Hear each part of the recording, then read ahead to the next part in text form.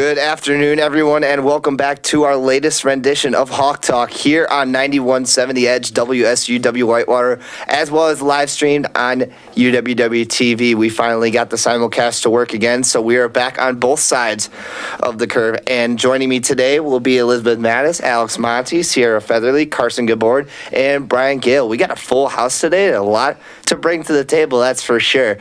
We got a lot to talk about today, so we are not going to waste any time.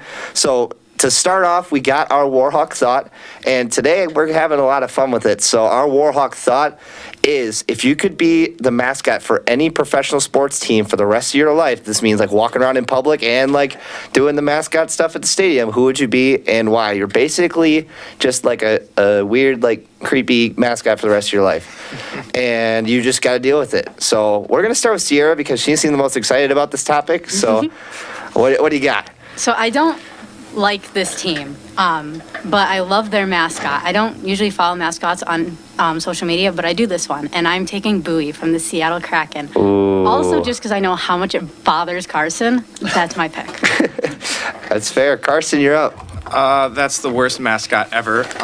Debatable. I'm going to go with Blitz the Seahawk. I follow him on social media. That's it. He's the only one that I do follow. He helps out the community more than he does hang out with the other mascots, and he gets to hang out with my favorite players on a daily basis. So, I mean, he's got the connections. That is true. And I just looked up the Kraken mascot, and now I'm judging you, Sierra. Thank you. Yeah, no. Brian Gale is up. Yeah, I'll have to go with the Philly Fanatic. It's just the best mascot in all of sports. He's just always having fun, and the fans love him. That's safe. That's a safe pick. I definitely considered picking that one, but I did not in the end. Elizabeth, what mascot would you be? I would do Clark the Cub because I'm a Cubs fan, and I would want to enjoy being outside in the summer. Oh, that'd be perfect. And yes, it's pretty easy to pick your home team in this scenario. But in the outfit, you'd probably be hot. So. Yeah, well, I guess if you have to live that way, then you kind of learn and acclimate. So, yeah, Alex, what do you got? I feel like truly one of the best mascots there is. It's got to be the Oregon Duck, known as names as Donald, the Duck, and Puddles. And I feel like when I'm not doing, the Oregon games or living life, I can work part-time at Disney or something and get a little bit of extra income that way. Yeah, just be like a revenue booster for yourself. That'd be quite the spot. But if I were to include college teams in here, I would definitely take the Michigan State Sparty, because that dude just has mean biceps, and he just I would love just walking around looking like a bodybuilder for the rest of my life, but obviously that is not on the table. And I look at this from a couple different ways. I don't want to have a lot of hair because that's going to get really warm and stuff. But I mean, there's not really a way that you can get away from it. So I think that Benny the Bull is a safe bet, and I follow him on TikTok. And even though I'm not a Bulls fan, obviously I'm a Bucks fan, I think that Benny the Bull is hilarious. I also like the Indianapolis Colts mascot because he just always eats people for some reason. And I think that's pretty funny. But obviously, if I'm going homegrown, being a racing sausage, that would be amazing. I would love to just be man, I don't know. I think I would probably pick hot dog. Hot dog would probably be my favorite, that if I got the opportunity to be one of them, probably followed by chorizo. Burrito. That would be my number one. Fair enough. Well, that was a fun topic to break the ice, but now we're going to get right into the action. Our first topic name is Final Buzzer, and what that means is March Madness is over. It's April, guys. We made it through, and the tournament's over, and boy, was that some sort of tournament. I don't think that anybody really saw any of what happened in the last few weeks coming. It was one of the best March Madness performances out of a lot of teams, and one of the most entertaining March Madnesses that I've seen, one of the most entertaining I've seen in my life. I feel like a lot of people would agree with that. But before we get into the actual topic, we got some archives to pull out. So a couple of weeks ago, Monday show on Hawk Talk and the Wednesday show stacked up two brackets against each other, and we wanted to see who would do better, the Monday or the Wednesday show. And of course, we are the Wednesday show, so we were hoping that we would put together a win, and we did. So, I mean, that's what we like, so we're going to give ourselves a little golf clap for that. Final score, 53-42, and that was just, so I did 1 point for first round wins, 2 point second round wins, 4 point third round wins, so on and so forth. nobody had anybody in the Final Four, so that made counting up those points easy. But our show had 25 out of the 32 first-round matchups picked correctly. Monday's show only had 20. We had 50% of the Sweet 16 teams. They caught up pretty well on that. They got 7 in that round. But once it got down to the Elite 8, we got 3 out of the 8. They only got 2. And, of course, nobody got any of the Final Four teams. Although the Monday show got pretty close. They had, or no, that was our show. Never mind. If we would have picked UConn to beat Gonzaga, then that would have been even more points for us. But obviously, that's our fault, and we suck, even though we won by 11 points. So, looking at the tournament as a whole, I'm just going to go around. Everybody's got to give me the most shocking thing that they saw in the whole tournament. We'll start with Brian. Yeah, I think obviously the most shocking thing was the 16 seed over Purdue. It's just, we were talking even before the show, or when we were making our predictions, how it's like, yeah, these are still the easy picks. It's probably never going to happen again, and then it happens again. And just plus being one of the smaller teams, the smallest team in the tournament, going up against Zach Edey, who is the player of the year, I believe. So, yeah, it's just shocking that they were able to pull off that upset. Yeah, well, you think about the fact that they weren't even supposed to be in the tournament. Yeah, that too. We already talked about Merrimack originally being the team that won that conference title, but obviously since they're jumping from D2 to D1, they had to sit out. Fairleigh Dickinson makes it into the tournament, and they knock out Purdue, which I would have to go back and look at the archives, but I'm pretty sure we joked about Purdue going out in the first round. So I have a buddy that goes to Purdue, and you guys are the worst 1 seed ever. So sorry I had to say it, but we'll go over to Carson now. Carson, what surprised you about this tournament? I think having the winner of last year's tournament lose that quickly was very surprising. Kansas, I thought they were going to go a lot deeper. I had UConn beating them, but I just thought that Kansas was going to go way deeper. And another thing that shocks me is that for our bracket, it was up to me to choose between UConn and Gonzaga, and I was like on the edge of choosing UConn. So That'll come back to bite you later. Obviously, it did. So yeah. But I think it's funny that Kansas lost to Arkansas. Arkansas. So Fun fact, it's actually illegal to mispronounce Arkansas. is it actually? Yeah. Man, that is something else. Cuff them. Yeah, cuff them up. Man, sorry, I won't say it again, but to be fair, Arkansas, well done beating Kansas, 1-point win, and that was huge, and that honestly helped UConn even more, even though they really dominated everybody they played. But Sierra, what surprised you in this tournament? For me, it was also the Purdue game. I usually don't watch basketball games, but I was watching the Purdue one because I assumed that they were going to win, and that because I thought we had them going pretty far in our bracket too. So I was like actually watching it, and obviously Purdue didn't win. Alex. I'd have to say Princeton for one. I feel like that was, the fact that they made it 2 rounds was exceptional. But then the fact that not a single 1 seed made it past the Sweet 16. That was something for sure. Who would have seen that coming? Yeah, well, obviously it was the Elite Eight. The top team was Texas by the end of that, and they didn't even make it past Miami, which that was another crazy game within itself. Nice. But we'll send it over to Elizabeth for one more.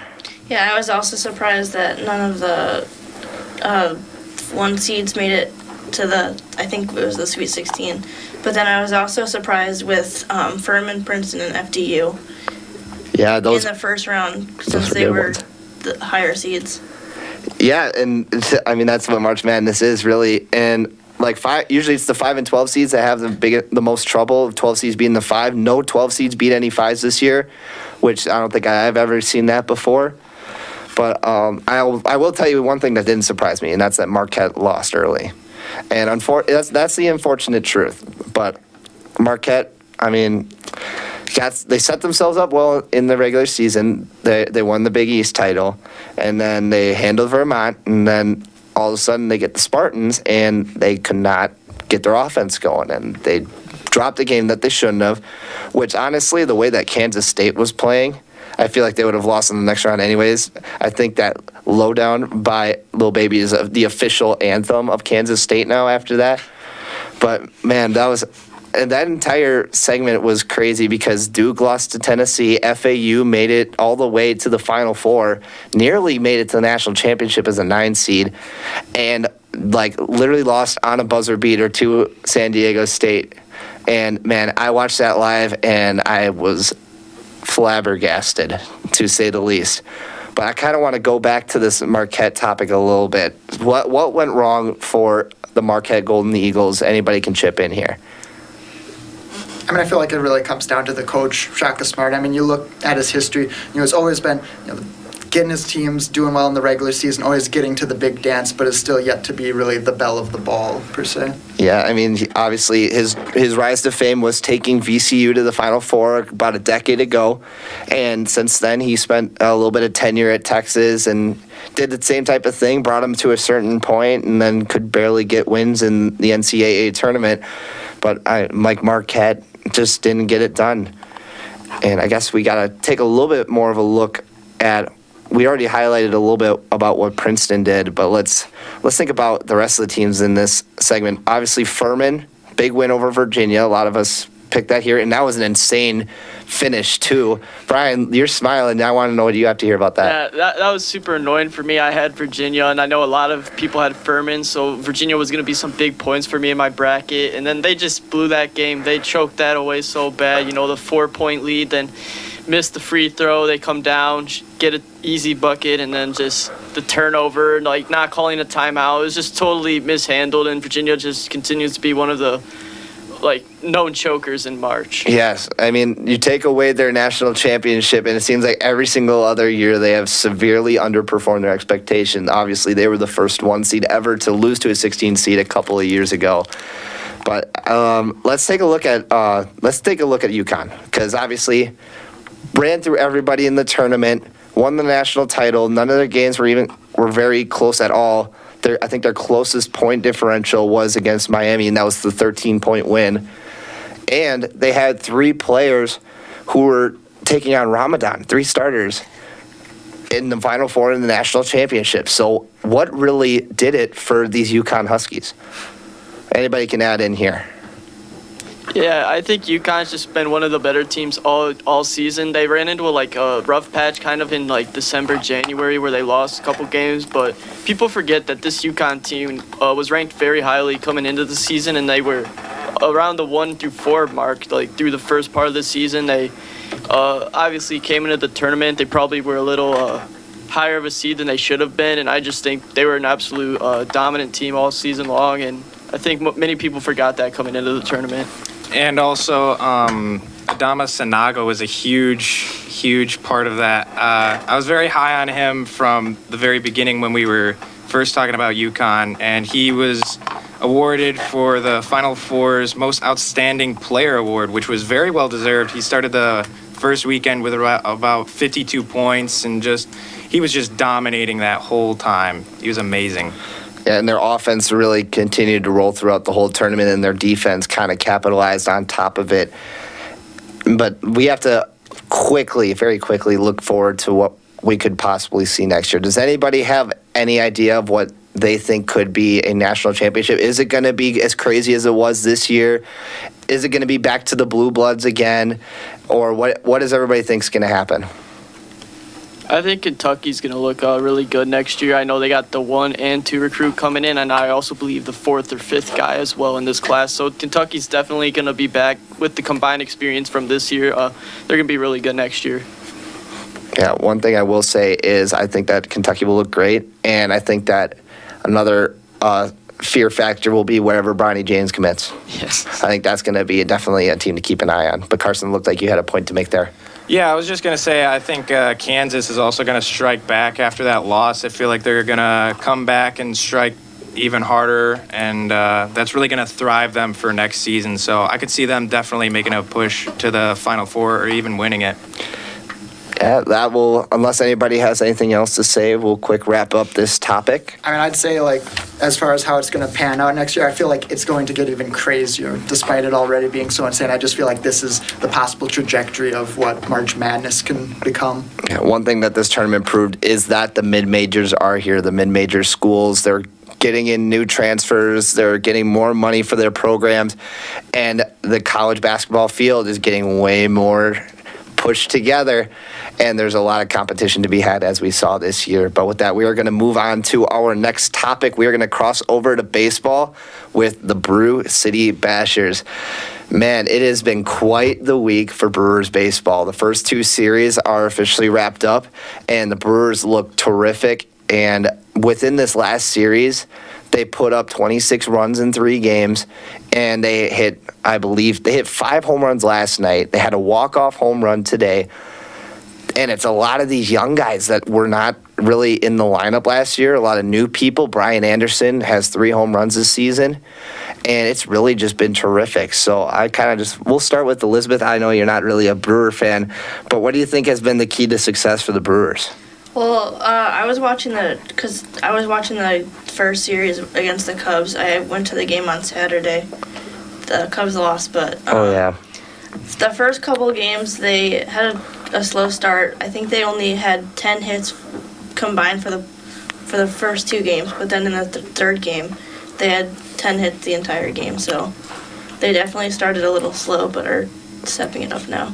Oh, yeah, I was getting a little bit nervous in that Cubs series. The Cubs really held the Brewers at bay in the offensive department, did not really get a whole lot going. Corbin Burns did not have a great start against the Cubs. And he realistically, he didn't even really have a great start today either. He gave up 4 runs in 5 innings, and that was not the most impressive performance. But, I mean, the Brewers pulled it together today, but you can't keep getting bailed out like that if you're Corbin Burns. You got to start finding your stroke again. I think that there's something off with him. But, Alex, what have you seen? I mean, I've seen something I really haven't seen, and that's Brewer hitting, like, consistently. I mean, I don't know when the well's going to run dry. I feel like they're going to run out of runs soon. I mean, this is more than they usually scored in a week last year already. So, I mean, it's definitely different. I mean, especially as you're saying with the young guys, I feel like that has re-energized it a bit. It's new faces. It's a new, like, mindset, confidence, all that, just kind of collaborating, coming together to create that. I mean, it's nice. I'm worried because last year they started off hot, and then obviously they trickled off at the end, and, like, right now they are just on fire. So I don't know. I'm hesitant to believe in such a good thing. Sierra, what do you think? Yeah, like you said, they're on fire. If they keep playing this way, I think the Bruins are going to do really well this season. And again, the new players seem to be clicking really well with all the old players, and no one has touched on it yet, but their defense has been very good. That is very true as well. They're really putting together on every single side of the ball. They've been playing well. Carson, what's up? Yeah, this young talent is very inspiring. I'm really hoping that they can get something out of Yelich sometime soon, but I'm not getting my hopes up. It's been a while since we've seen him at an MVP level. But something that's really concerning me is the pitching. I mean, the past 4 games, doing great. I mean, they only let up about 6 runs in the past 4 games, and Corbin Burns let up that amount in 5 innings. It was very disappointing to see. I feel like that's the thing that they got to fix if they want to go deep. But this young talent with Turang and Mitchell both hitting home runs in the past few games, and then Mitchell hitting the winning one today, it's very inspiring for this Brewers team. It's something that I'm not used to seeing. Brian, I know you're a Phillies guy, but you got to let me know what you think of the Brewers. Well, I'm just as much as a Brewers fan, too, because my mom likes them. But, yeah, I was really excited for this season. I thought it was going to be more of a bridge year for the new guys to come up and get them some experience. But, yeah, they've been playing way better than I thought they would. Not just have they been making contact, but they're also super fast. And this kind of reminds me of the Royals team that won the World Series in 2015, where they got a lot of speed, a lot of contact. And then you guys got guys like Winker and Brian Anderson and Rowdy Tellez who can hit for power. And then just makes a real well-balanced lineup. And that's what the Brewers got. I also want to say how well the bullpen has been. I know they shut the Cubs down. We've shut the Mets out 2 games in a row till today. But, yeah, Devin Williams has looked really good. And with Edwin Diaz out, he could be the best reliever in the NL this season. Yeah, it's been really entertaining to watch Devin Williams pitch. I met him a couple years ago in Atlanta, and actually that's what I got on my phone right now. I got a picture with Garrett Mitchell. You probably won't be able to see it on the stream, but that's me and Garrett Mitchell. I also have a picture with Joey Weimer, one of the Brewers' new products. That's right there. Oh, yeah, Don't mean I saw to that one, yeah. brag or toot my own horn, but toot.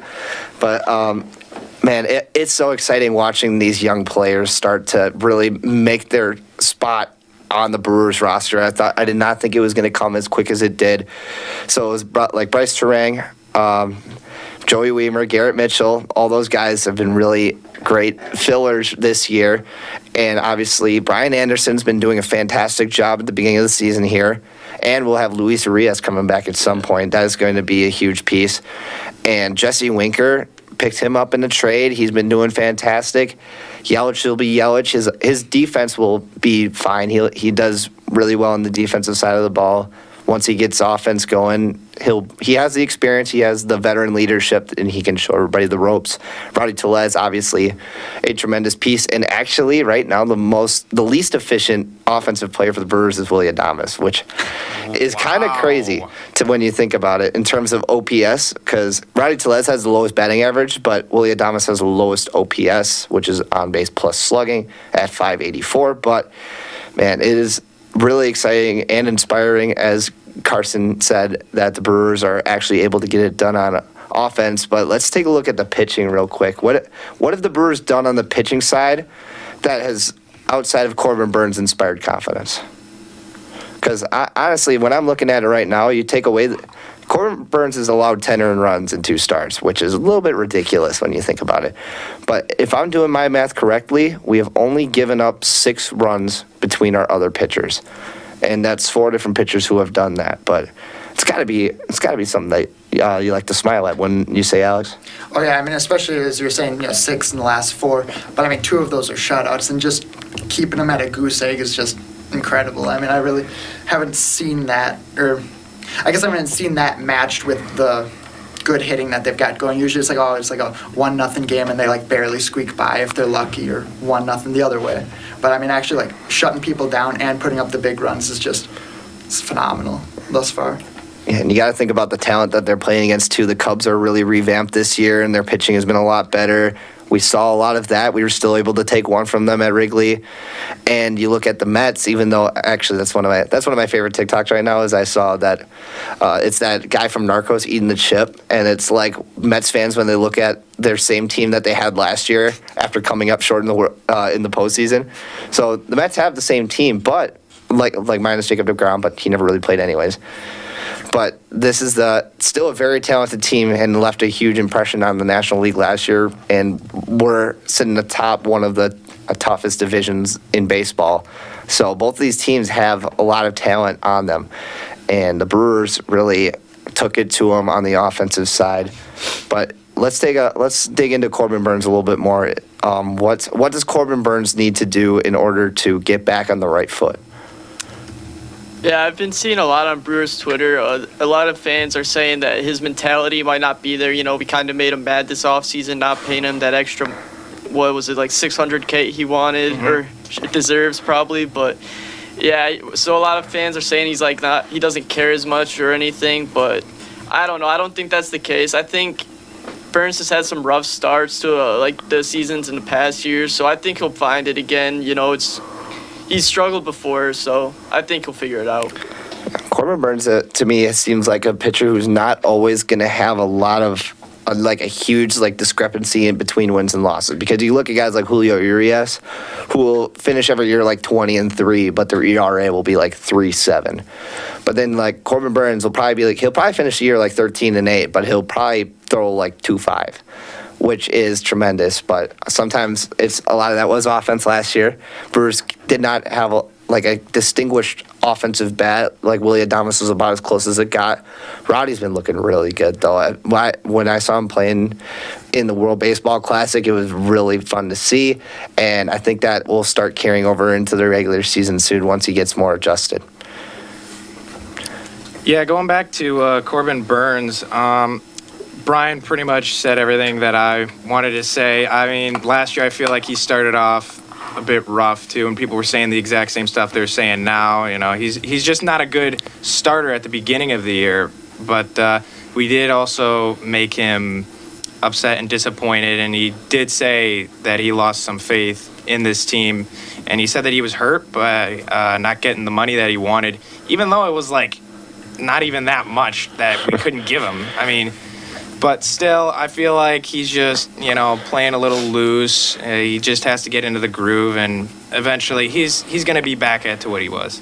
I mean, I'm not going to say no to a $600,000 raise, but I also don't think that's in the 91.7 budget. So We had to pay for the flyover that the fans couldn't see. I saw that, and there were some other things that happened at Yeah. Miller Park on opening day that were also was a hot topic online. Fan enjoyed himself a little too much in the Brewers concourse, but that's not what today is about. So our final part of this topic, we're going to go around and give our either Brewers predictions, or if you have another team, Phillies, Cubs, you can give a prediction about how they can do as well as the Brewers. So we'll start with Elizabeth. You can tell me how you think the Cubs will do this year and how the Brewers will do. Right now, I think the Brewers are on a good start. So I think they'll do pretty good this year. For the Cubs, they're on it's not a very good start, but I feel like that's kind of how always the beginning of the season goes, either good or bad. So I feel like in a couple months they'll be getting better and more wins then. Yeah, and obviously all these predictions are coming with 155 baseball games left in the season, so obviously we have no clue how it's going to go. If anything, the Brewers could lose the last 150 games. Obviously, we've never seen that before, but it is a possibility. But do you think that either the Cubs or the Brewers will make the postseason? Yeah, I think so. You think those will be the two teams in the NL Central? Yeah, but I also could see possibly the Pittsburgh and possibly St. Louis, because St. Louis has a lot of good players too. Yeah, St. Louis is looking good, but they lost all their veteran leadership with Pujols, Yachty leaving. I think that Wainwright's back though, which is kind of crazy. I can't imagine being a 41-year-old pitcher in the major leagues. Like, I remember watching Jamie Moyer when I was younger, and that dude was like 49 in a starting rotation for the Phillies. That was crazy to see. But Alex, what's your prediction? It's tough because I feel like, ceiling could be division title, floor could be, miss the playoffs entirely. Who's to say? As you said, a lot of games left to go. I mean, but optimism has never been, a friend of mine realistically, but I'll say that a division title is very possible this year with the start that they've had, but obviously injuries, trades, all sorts of things can, shape out throughout the rest of the season, yeah. Of course, that's what we saw a lot with the White Sox last year. Sorry, David, but there was a lot of injuries that came into play there, and also they didn't really have a great coach. So, Sierra, what do you think?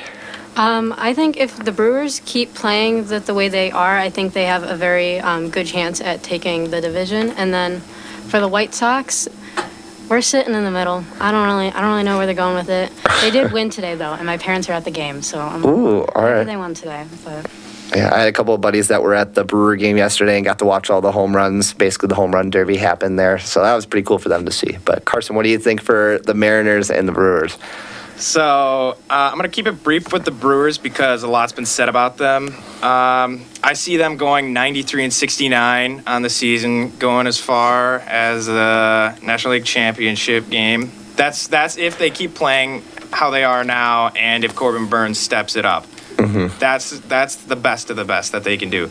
Now, for the Mariners, it's really tough to see what they can be because they literally go up on a slope and then fall way down.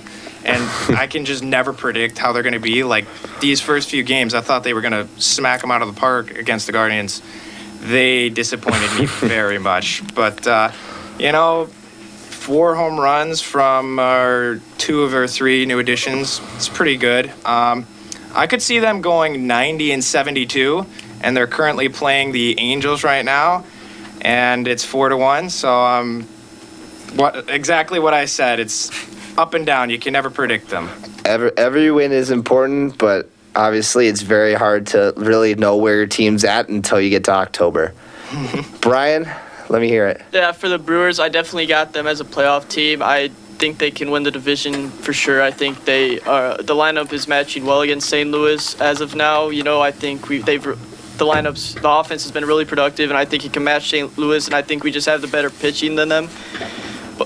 And then also, I will say this for the Brewers, I believe Sal Frelick will be called up sometime before the All-Star break, and I'm really excited for him because he might just be better than the 3 guys we already pulled up too. So, And then I do have one hot take. I think the Orioles win the AL East. I like that hot take. I'm on that boat, especially with all the young guys that they got Yeah. coming up. It's finally their time. Yes. It's finally their time to shine. But yeah, so I could go pull out my phone and find myself really to pick two, but we're gonna let that slide for now. But Brewers, last year when we had this show and we talked about how the Brewers are going to do, I said that I was not optimistic at all. I did not think that Hunter Renfroe and Andrew McCutchen were the answers to our problems, and obviously that proved to be true.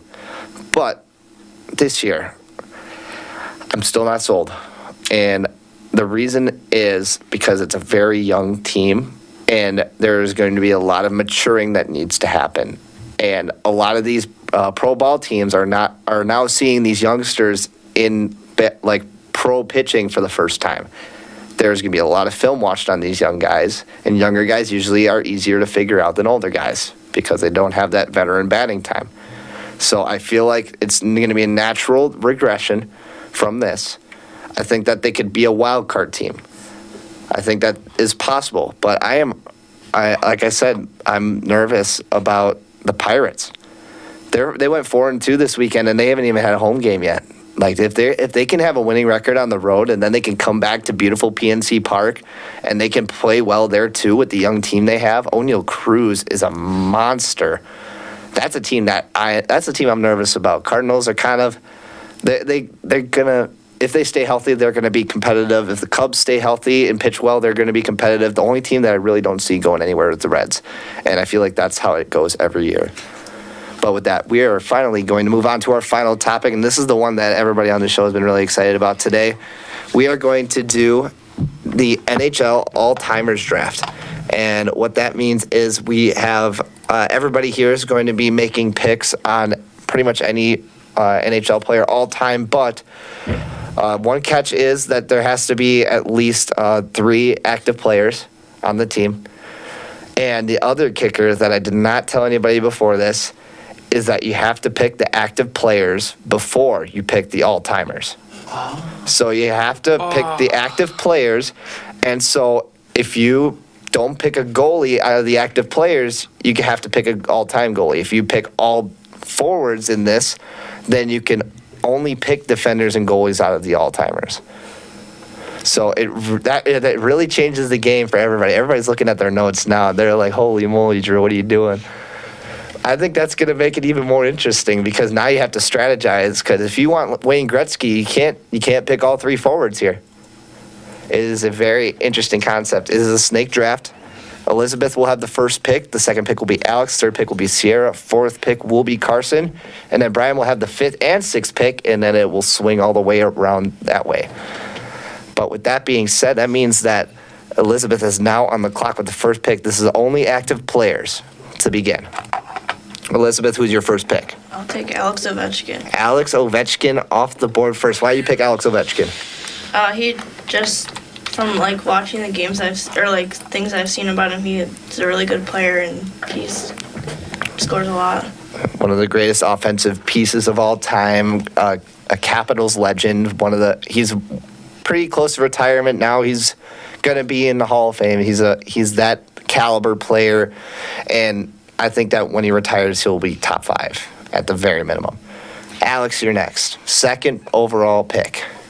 I'll go with Linus Ullmark. All right, why you pick him?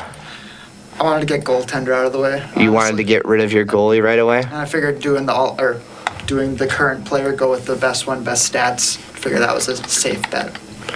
All right, Sierra's up.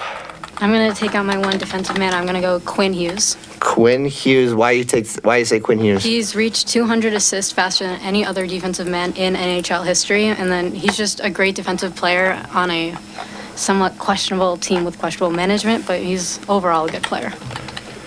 That was a good pick. So we will put Quinn Hughes in there, and then if you give me 1 second, Carson, I'll get you in a second. And now, Carson, you are good to go with your pick. I'm going to go with my guy, Austin Matthews. Austin Matthews, that's a good pick right there, but you're going to have to elaborate on that a little bit. What makes him stand out? Well, he scored 60 goals last year, joining the 60 club where very few have entered. He earned his second MVP. He has a Ted Lindsay trophy, won back-to-back Rocket Richard trophies in 21 and 22. And he won the Calder Trophy, which is the Rookie of the Year, in 2017, and is regarded as, hot take, the best center in the NHL right now. Yeah, well, that is maybe a hot take, but maybe not. There's a lot of time left to figure that out. Obviously, the playoffs still have to play out, and the Maple Leafs, we'll have to see where they land. But now we have Brian, who honestly might have the best picks here. He gets back-to-back. Yeah, and the fact that you guys just hand-gifted me Connor McDavid is a little questionable, but I'm going to take Connor McDavid here. He's just the best player in hockey right now. He's racking up points every year, always in that 100 to and above range, which is insane. And then it's just, yeah, he's going to, by the end of his career, he's going to pass Gretzky most likely and as the best player all time. So I'm going to take McDavid here. All right, that's a good pick. And obviously, Evan Christman, our deal is still on. I'm going to be waiting on that jersey when the Oilers win the Stanley Cup. But, Brian, back to you for your second pick. Yeah, so it's the 3 current players, right? Yep. Okay. So So I'm you cannot pick Wayne Gretzky yet. Yeah, I know, but I Even though that'd be killer. eventually. But I'll pick Igor Shesterkin. I'm a Flyers fan, so this pains me as a pick, but he's just an insane goalie for the Rangers, and has just been solid and has really helped them come back to being a contender every year. Is a very good pick, and obviously there's not a whole lot to cheer for the Flyers right now, so it's whatever. But Carson is now up with his second pick. I'm pretty much just going to pick this guy just so I can get defender out of the way. But Cale Makar from the Avalanche, and he's rated as one of the league's best defenders at just 23 years old. He won a Stanley Cup. He's a Conn Smythe winner, a Norris recipient, and a Calder winner. And he can lock you up at all 3 points on ice at any time. Well, let's look at the landscape of hockey right now, and imagine if you are being attacked by Austin Matthews and you're going to have to run at Cale Makar. Like, that is already within itself something scary. I love it. But Sierra is now up with her second pick. I'm going with Trevor Zegras. He's on the Ducks, and the Ducks are not doing well at all. But he's a smart player. He's always coming up with new tricks. He did the one goal with he shot it between his legs. He's just an overall smart player, and he thinks quick on his feet. That is a smart pick. So we're going to put him as right here. Sorry, I just got to keep the sheet updated.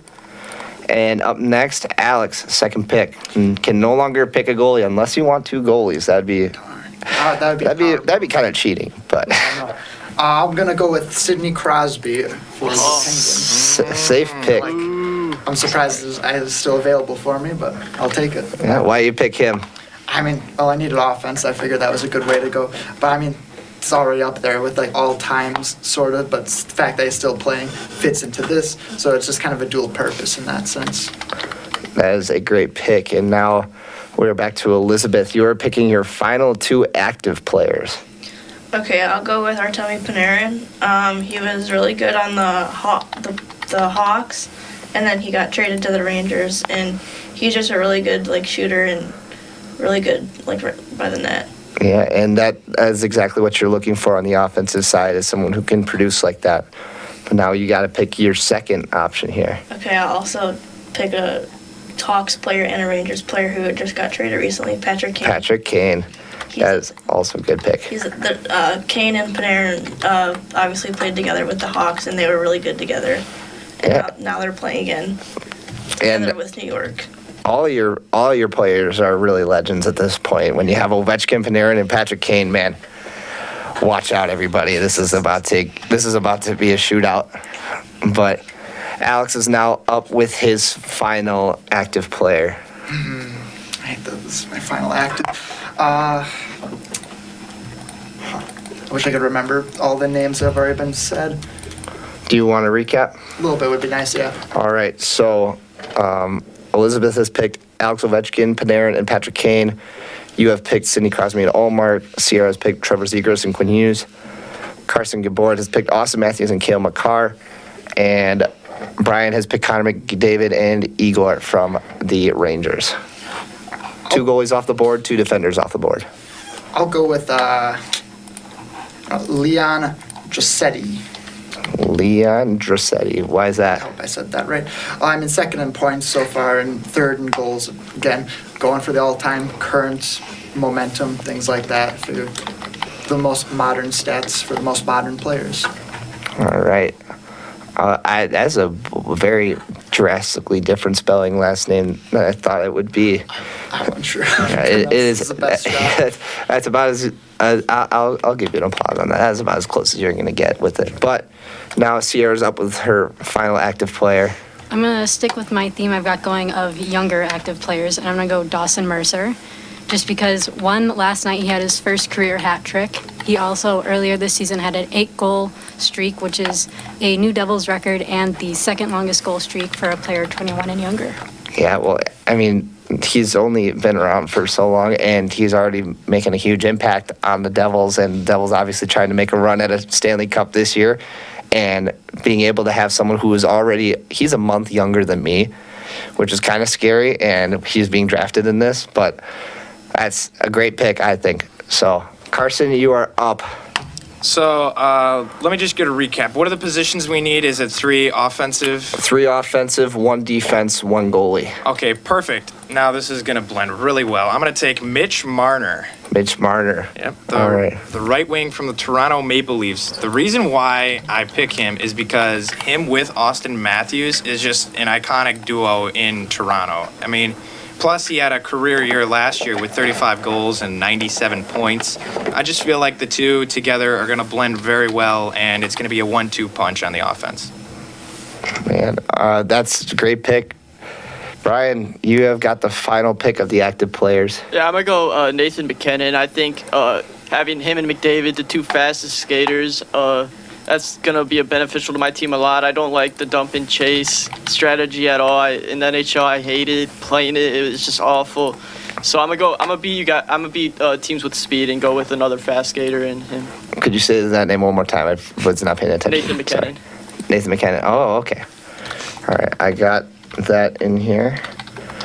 And now this is kind of a cheat code, but Brian gets to have the first pick of the all-timers draft, and now he's going to have Connor McDavid and Wayne Gretzky. Oh, The great okay. one. The great one. Give me a little bit of knowledge on Wayne Gretzky for people who have no clue who this guy is. Yeah, Wayne Gretzky, fun story. I did a biography on him way back in with like 3rd grade or something. So I'm a big Gretzky guy, ever since he was a kid, he had to play because he was a small guy too as a kid, and I could relate to that because I'm a small guy myself. But yeah, ever since he was like a little kid, he's just been really good at hockey. He's always played up levels, and it's just the greatest hockey player of all time. That's kind of undoubtedly the number 1 pick in that situation, so that makes sense. But now we go over to Carson, who has the second pick of the all-timer side. Thank you so much, Brian. I'm going to take Tony Esposito. Tony Esposito. Give us a little bit of a background on him. So in my book, he's the greatest goalie to ever skate on ice in the league. He holds the NHL record for most shutouts in a season with 15, won the Vezina Trophy, which is the best goalie trophy, 3 times, as well as the Calder Trophy in 1964. Yeah, so you got to take a goalie at this point. A lot of people save their goalies and defenders for this, so that's going to make for a little bit of a dogfight with some of these all-timers, but we'll have to see how it shakes out. But Sierra's now up. I'm also going to take a goalie, and I'm going to take Martin Bedore. And obviously, he's a retired Devil, so love him for that. And he was also part of the glory years of the Devils back in the late 90s and early 2000s when they had won their 3 Stanley Cups in the span of 10 years. That was a name that I heard a lot when I was younger because I didn't pay attention to hockey as much, but I would see people, the main jerseys were like Jonathan Toews, Patrick Kane, because it's like close to Chicago, and then I would see like Brodeur jerseys. So that's probably about as good of a goalie pick as you can pick if it's not Tony Esposito. But now we have Alex up next with his first all-timers pick. No, going off of the words of Gretzky, there's a proposal in the NHL for defenseman who registers the most points in a season, and Gretzky believes that the award should be called the Bobby Orr Trophy. So I believe I will go for namesake upon that. That is a safe pick. What about him stands out as opposed to other options here? I mean, if the trophy itself wouldn't say it enough, I mean, just being so dominant, especially for his time, I mean, just one of the best names. I know I've heard arguments, not strong ones, but arguments for him to be considered the best player. I'm not saying I'm on that side, but obviously to at least be within some relevant conversation. Yeah, the power ranking that I see right now has him at number 3 all time. So There you go. it's pretty narrow in that tier. So that's a good pick and probably a safe one at the 4th pick if he's power ranked 3rd all time. But Elizabeth, you get to pick both of your all timers together. So that's kind of a cheat code right there. All right, so for mine, they're not like super old players. They've retired within like the last like 10 years. All right. But I'm gonna take my goalie, Corey Crawford. All right, Corey Crawford. Why Corey Crawford?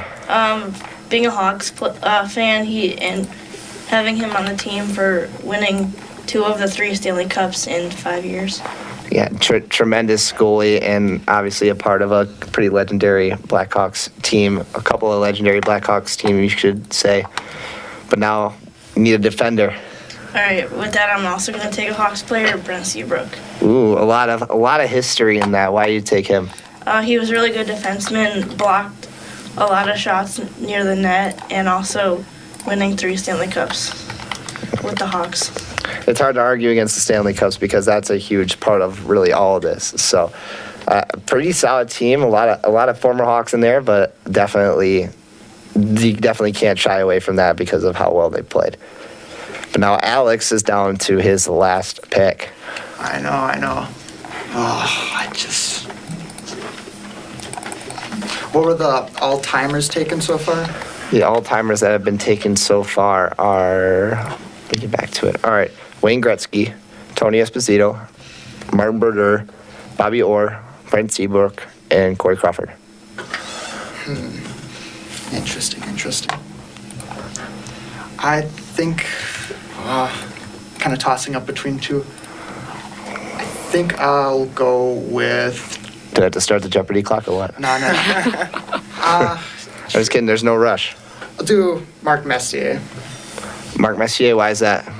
As far as leaders for points, he is 3rd on the list.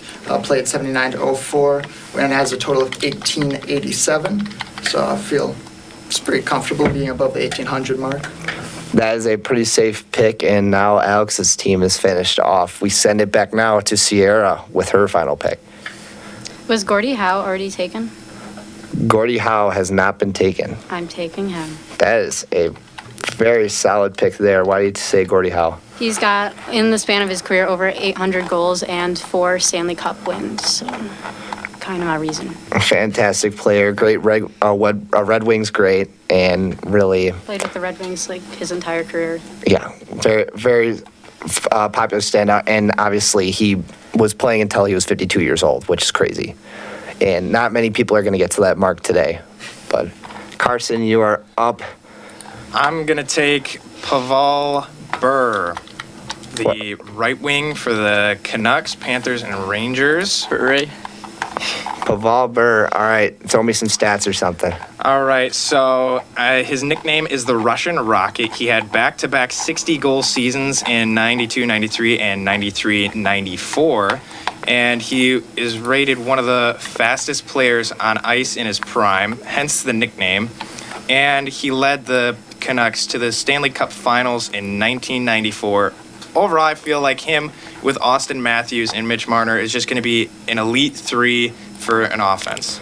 That is a pretty great offense right there when you look at it. Pavel Burr off the board, and now we're down to Brian Gale with the last pick. He needs to pick a defender here. Who is your final defender? Yeah, I'm going to go Teemu Selanne, one of my favorite players to watch growing up. Real flashy defenseman, played for, he's from Finland, won a couple bronze medals with them and won a couple cups with the Ducks. So real fun player to watch, and just adds to the flashiness of my team. We're like the Showtime Lakers on ice. Showtime Lakers. That's a great way of putting it. That all these teams obviously are going to be great because it's some of the greatest players to ever put out there. But I like throwing in the active players first. I think that made it a lot more interesting. But just to recap, Elizabeth's team consists of Alex Ovechkin, Panarin, Patrick Kane, Brent Seabrook, Corey Crawford. On Alex's team, we have Sidney Crosby, Leon, whatever his last name is now. I can never remember it. Mark Messier, Bobby Orr, and Olmark. Sierra has Trevor Zegras, Dawson Mercer, Gordie Howe, Quinn Hughes, and Martin Brodeur. Carson Gabord has Austin Matthews, Mitch Marner, Pavel Burr, Cale Makar, and Tony Esposito. And Brian Gale has Connor McDavid, Nathan McKinnon, Wayne Gretzky, Timo Solani, and Igor Shesterkin. Man, all of those teams are kind of insane. Do we want to vote on who we think has the best team? Is that what we want to do here? Everybody, all right, you can't vote for your own team, but you have to throw it at someone. We will start. Who hasn't started yet? Carson hasn't started yet. Carson, you throw out the first vote. I feel like it's a crime to have Connor McDavid and Wayne Gretzky on the same team, but it's too good. So I'm going with Brian. All right, Brian's got one vote. Brian, who are you throwing your vote at? I'll go with Alex. Alex has one vote. One vote Brian and one vote Alex. Elizabeth, who do you got? Brian. Brian, second vote. All right, Alex. Look up to Elizabeth. I feel like that opening Modern Players was a nice start to it. And the chemistry is going to be there too, I think, with that team. So 2 votes Brian, 1 vote Alex, 1 vote Elizabeth, and Sierra. The team is just too stacked, so I have to go with Brian. All right, Brian walks away with the best team in the all-timers / actives NHL draft. Brian, let's hear your winning remarks. Yeah, I don't know. I just think this would be a super fun team to watch. I think it was just too easy of a draft. I think I benefit from my pick a lot, being able to get the 2 back-to-back and then the legend on the way back. So, yeah, I was considering originally doing 6 players here, but I didn't know if we would have time for the extra round. Obviously, now that we look back at it, we would have. But all these teams turned out really well. But obviously, when you get a shot at Connor McDavid with the 5th pick, and then you get the first pick of the all-timers draft, there's not many ways that you can beat that. And honestly, that's about as good as it's going to be. But with that, we're wrapping up pretty quick here. So we are now on to final thoughts for the last 7 minutes here, and it's a good thing because usually we don't have enough time for final thoughts, but now we have 6 people here who get to disperse some of that. So up first, we will have Elizabeth with her final thought. I'm just, now that basketball for college is over, I'm excited to finish the NBA season and then continue to watch the baseball. This is one of the most exciting times for sports all year because you have March Madness finishing up, you have the NBA playoffs starting, Stanley Cup, opening day just started, golf, if you're a golf fan, this is prime golf time. And the Masters this week, so. Exactly, we got Augusta rolling right now, so a lot of great sports coming up and a lot of great stories to come with it, that's for sure. Alex, you're up. Oh, obviously the Brewers, it's been very exciting. It's been a nice start to the season so far, so it's a lot to be happy about. Throwing back to our opening thought, I feel there's a lot of good mascots that were not mentioned. Bernie Brewer, that was a good Safe bet. Another person. Riding a slide for your life? I mean, that's the dream right there. Otherwise, Jackson DeVille, he's awesome. He's like bungee jumps every game. San Diego Chicken, he's somewhere, but he's a very iconic one. So I feel like there was some that were left out. I heard there was another list you had, and that's mascots that shouldn't be picked in that. Yeah, let's hear that. I want to hear that. The Chargers have never had a real good run of mascots. Boltman, any variation has never turned out well. Lately they have Moji, which I'm not going to get into because it's even worse somehow. Otherwise, going to college, the Stanford tree is horrendous. That is really bad. Every year, and apparently I kind of learned why it looks like a 5-year-olds did it is because like every year they have to make a new one because it's like a new person doing it. Oh, okay. So they like redo the tree every year. Yes. Man, I wish that they did that. When I was a mascot for the Dock Spiders, sorry, I don't know if I was supposed to say that, but I was a mascot for a Northwoods League team. Surprise. But the suit was definitely not made for a 5'9", 150-pound man. I was dragging in my shoes every single day, and they had spider-like tentacles on it, and I would have to like fit in between walls and stuff. And it was heavy, and I was usually in 90-degree weather, not a good time. But everybody has to do it at least once, I think. But other thing, don't be gritty. You can never be gritty in public. Like, you're going to get weird looks, and you're not going to have a lot of great interactions. But now we'll send it back to Sierra for her final thought. We're still talking about mascots. I feel like I need to defend my pick. No, you know, yeah. Hey, He's you so got the ugly. time now. You got the floor. He's so ugly and so funny, and he also is nothing related to the Kraken, which is why I love it so much, because I know it makes him mad. He's got plenty Just of did it out of spite. So you would be the Kraken mascot every single day. You would walk up to Carson and just torment him for the rest of his existence. He's been bullying me a lot recently, and so I feel like this is my time to get back at him. Oh, okay. I get it. That's worse than what I do to you, though. I know this. But back to my final thoughts. The NCAA men's hockey Frozen Four starts tomorrow. Minnesota takes on Boston at 4, and then Michigan takes on Quinnipiac at 7:30. And then, obviously, we're coming to the end of the NHL regular season. Boston takes on New Jersey on Saturday, so either me or Evan, one of us is going to come back to campus. Very Excited. happy. On Easter, too. Get your popcorn out. But Minnesota, I think, should walk away with that just because I've seen them play this year. I went to Minnesota. Shout out to Faisal for the tickets. It was a good time. Obviously, as a Badgers fan sitting in the Minnesota section, it was quite the scene.